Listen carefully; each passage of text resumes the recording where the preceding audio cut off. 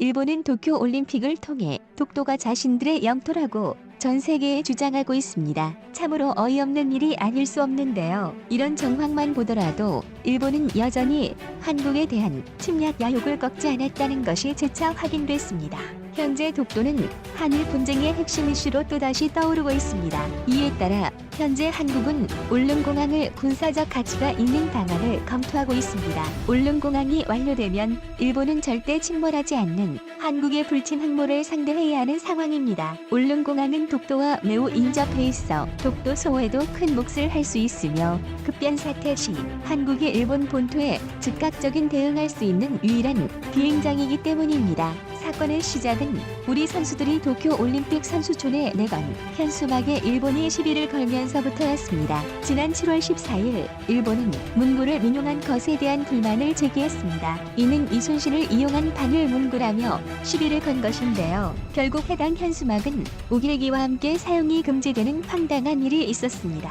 그래서 우리 선수단은 새로운 현수막을 내걸었습니다. 한반도를 호랑이로 형상화한 현수막이었는데요. 그런데 수일 전인 19일에 한 일본 매체가 우리 선수단이 내건 현수막을 또 문제 삼았습니다. 임진왜란 시절 도요토미 히데요시와 가토 기요마사를 비끈 것이라고 주장하고 있습니다. 무슨 약을 먹어야 이런 망상을 할 수 있는지 의문이지만 일본 우익들이 다시 한번 흥분해 자신들이 만든 평화의 올림픽을 망치고 있다고 비난했습니다. 그런데 사실 일본이 이런 의심을 하는 데는 그만한 이유가 있기 때문인데요. 바로 자신들이 그런 짓을 똑같이 했기 때문입니다. 지난 2018년 일본은 평창 올림픽에서 한반도기에 문제가 있다는 지적을 했습니다. 분쟁 지역인 독도가 들어가 있다는 것이었는데요. 우리 입장에서야 말도 안 되는 논란이었으나 평화를 위한 행사에 국제 분쟁이 들어가서는 안 된다는 IOC 목소리를 받아들여 한반도기에서 독도를 지웠습니다. 그러나 정작 도쿄 올림픽이 시작되자 일본은 자국 지도에 독도를 넣는 만행을 저질렀습니다. 얼마 안가 이를 확인한 우리 정부가 삭제하라고 단호하게 요구했습니다. 그리고 우리뿐 아니라 국제사회 역시 한국을 지지하는 성명을 연달아 내놓자 반대에 못 이겨 독도를 지도에서 지웠습니다. 그런데 이것이 일본의 꼼수였습니다. 알고 보니 지운 것도 아니었기 때문인데요. 자신들만 알아볼 수 있도록 독도의 크기를 축소해 놓았던 것입니다. 일본은 이처럼 치졸한 이들이다 보니 우리 선수들 역시 자신들과 같을 것이라 생각하는 겁니다. 사실 온 국민이 일본과 한국의 독도를 두고 싸운다는 사실을 알고 있지만 정확히 무엇 때문에 싸우고 있으며 군사적으로 어떤 대비 태세가 갖춰져 있는지 잘 아시는 분은 많지 않습니다. 특히 독도를 두고 공중이나 함대전이 벌어지면 어떻게 되는지 아시는 분도 많지 않습니다. 그래서 준비했습니다. 오늘은 한국과 일본에서 왜 그토록 독도가 중요한지 알아보겠습니다. 사실 울릉공항은 여러모로 반대가 많았던 공항입니다. 내륙과 동떨어져 있어 공항을 이용할 사람이 적은 울릉도에 무슨 공항이냐는 비판이 쏟아졌습니다. 심지어 공사비도 비쌉니다. 2015년 국토부가 확정한 울릉공항의 예산은 5,800억입니다. 이는 소형 비행장치고 공사비가 매우 높은 편입니다. 바람이 많고 파도를 막아줄 만이나 공항을 지을 평지가 없어 바다를 매립해 부지를 확보해야 하기 때문인데요. 또 매립 공사를 할 때 필요한 단단한 암석이 부족해 콘크리트 구조물로 공사를 해야 하기까지 합니다. 심지어 이렇게 지어진 공항의 활주로는 길이 1200m, 폭 36m에 불과해 대형 민항기나 F-15K 같은 전폭기의 이착륙이 불가능한 소형 비행장입니다. 하지만 공사는 계속 진행되고 있습니다. 과연 이게 맞는 것일까 하는 생각이 들 수밖에 없습니다. 그런데 옆나라 일본의 시선에서 울릉공항을 보면 이야기가 완전히 달라집니다. 한국이 독도 바로 옆 울릉도에 공항을 건설한다는 소식이 알려지자 일본 우익들이 크게 반발했습니다. 울릉도를 군사기지화해서 독도 지배를 공고히 하기 위한 한국의 야욕에 시작됐다는 것입니다. 엄연한 우리 영토에서 우리가 공항을 짓는 것이고 설령 군대를 배치하더라도 우리의 의지라는 것을 생각할 때 참 황당하기 그지없는 발언입니다. 그런데 일본 우익들이 이런 불안을 가질 만한 이유가 있습니다. 자신들이 바로 그런 야욕을 가지고 일본에서 독도와 가장 가까운 섬인 모키에 제도의 비행장을 건설했기 때문입니다. 일본은 무려 1965년에 활주로 길이 1200m, 폭 30m의 모키공항을 건설했습니다. 이는 현재 우리 대한민국이 울릉도에 짓고 있는 길이 1200m, 폭 36m의 활주로와 맞먹는 크기인데요. 심지어 그 상태에서 그대로 둔 것도 아닙니다. 미후 1979년에 길이 1500m, 폭 45m로 개선했고 독도 분쟁이 본격화된 뒤인 2006년에는 미비행장조차 크기가 작다고 폐쇄해버리고 신공항을 열었습니다.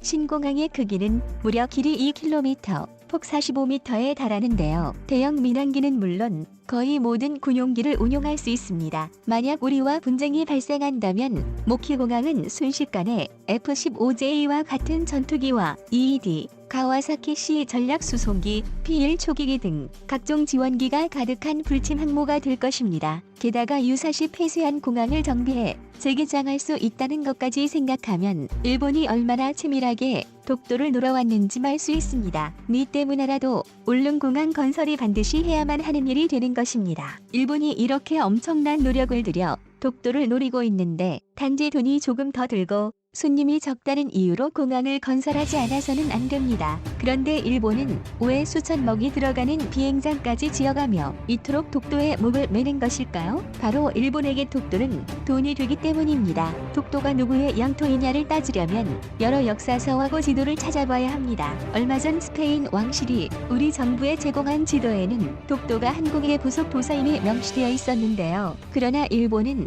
독도가 먼저 누구의 것이었냐를 따지는 것은 정치적, 군사적으로 의미가 없습니다. 일본이 독도를 자기 땅이라고 주장하며 이야기하는 역사적 근거는 어디까지나 자신들의 욕심을 정당화할 명분일 뿐입니다. 그들이 원하는 것은 독도가 줄 수 있는 이권입니다. 당연히 이런 이유에서는 조목조목 근거를 들어 설명하는 것이 통할 리가 없습니다.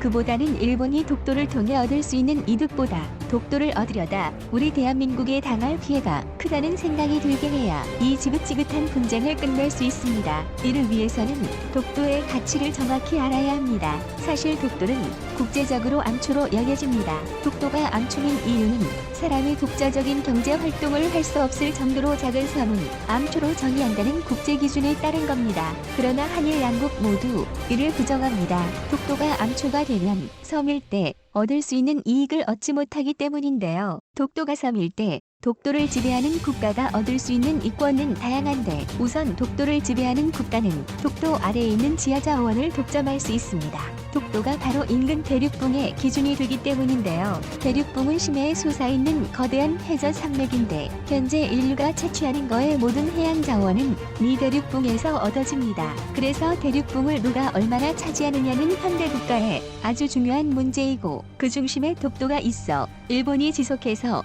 시비를 거는 것입니다. 노무현 정부 시절 독도 분쟁이 본격화한 것도 양국이 경쟁적으로 대륙붕 탐사를 시작하면서부터 촉발됐습니다. 또한 독도의 지배권을 소유한 국가는 배타적 경제수역 EEZ를 확장할 수 있습니다. 배타적 경제수역은 영해기선으로부터 최대 200해리까지 주권국이 권리를 행사할 수 있음을 말합니다. 한마디로 영해로 인정하지는 않지만 해당 해역에서 업, 석유 시추 등 각종 경제 활동을 할 권리를 인정한다는 것입니다. 그리고 아시다시피 독도는 동해 한가운데 있습니다. 그러니 독도를 기준으로 EEZ를 확보할 수 있다면 정말 엄청난 이익을 얻을 수 있는 겁니다. 하지만 독도를 지키는 게 그리 만만치는 않습니다. 독도를 위협하는 일본의 전력은 날이 갈수록 강해지고 있는 때문입니다. 많은 전문가들이 2026년이면 한국이 국방 예산으로 일본을 역전할 것이 확실하다고 말합니다. 실제로 일본은 급격히 팽창하는 대한민국과 중국의 군사력을 감당하지 못하는 모습을 보여주고 있습니다. 육해공을 고르게 육성하여 상대를 압도할 희망이 보이지 않으니 공군과 해군에 집중하는 한편 수송기, 초계기, 미사일 등 각종 첨단 무기들을 국산화하고 있습니다. 하지만 일본 방산 특유의 성능은 나쁘지 않지만 가격이 너무 나쁜 초고가 무기들 뿐이라 국방 예산의 부담은 오히려 가중되고 있습니다. 예를 들어 일본의 가와사키-C 수송기는 대당 1,600억 원으로 생산될 예정이었으나 현재 가격이 폭등해 대당 2,300억에 이른다는 일본 언론의 폭로가 있었으며 일본의 19식 자주포는 단가를 낮추기 위해 차륜형으로 제작되었음에도 불구하고 대당 단가가 70억 원입니다. 궤도형 장갑 차량에 포를 얹은 K9 자주포가 40억이라는 걸 생각하면 정말 말도 안 되는 일이라 할 수 있는데요. 그렇다고 국방 예산을 증액할 수 없습니다. 일본은 이미 아베 내각부터 국방 예산을 올리기 위해 많은 노력을 기울이고 있습니다. 그러나 높은 국채로 인한 예산의 상당 부분을 이자를 갚는 데 쓰고 있고 가뜩이나 부족한 예산에서 일본 정부가 소모성 예산인 국방 예산을 증액할 방법은 없습니다. 일본 국내외의 많은 경제 전문가들은 확고한 국가 신용도를 바탕으로 끊임없이 엔화를 찍어내며 버티고 있지만 만성적인 재정 적자를 버틸 수 있는 한계가 곧 올 것이라는 전망을 하고 있습니다. 하지만 이런 상황에도 불구하고 일본은 해군과 공군의 확장을 멈추지 않고 있습니다. 바로 그들이 한국에 대한 침략 야욕을 꺾지 않기 때문입니다. 또 그 핵심이 독도입니다. 지난 2019년 항공자위대는 국위의 2대 조기 경보기를 미국으로부터 도입했습니다. 뿐만 아니라 2020년 7월에는 100대가 넘는 F-35를 추가 도입하기로 했고 자국산 가와사키 C 수송기를 개초해 EC2 전자전기와 RC2 전보수집기를 배치하고 있습니다. 또한 해상자위대의 전력은 더욱 가파르게 상승하고 있는데요. 세종대왕급 이지스함과 비슷한 규모의 마야급 이지스 구축함을 이미 2척이나 배치했고 다동선형 이지스 구축함의 건주를 살아냈으며 이를 보조할 07DD급 구축함을 14척, 모가 미국 호위함을 무려 22척이나 생산할 예정입니다. 센가쿠, 독도 등 풀을 일본이 주변국과 분쟁을 일으키고 있는 지역에서 일본의 자존심인 해공군만은 밀리지 않겠다는 것입니다. 그리고 이 해공군 전력이야말로 오키 제도의 공안과 함께 우리 독도를 위협할 수 있는 가장 큰 위협인데요. 대한민국이 반면 독도 인근에서 동원할 수 있는 함대는 동해안을 지키는 일함대뿐이기에 일본이 정말 독도를 공격하면 우리는 독도를 지킬 방법이 없었습니다. 울릉공항이 생기면 독도를 위협할 수 있는 자위대에 침향타를 날릴 수 있는 강력한 전력을 확보하게 되는데요. 그 전력은 우리가 전혀 생각하지 못한 이것이 배치되기 때문입니다. 이것은 바로 일본이 놀랄 시청자님의 현명한 의견을 댓글로 남겨주시기 바랍니다. 여러분들의 좋은 의견이 좋은 영상을 만드는데 많은 힘이 됩니다.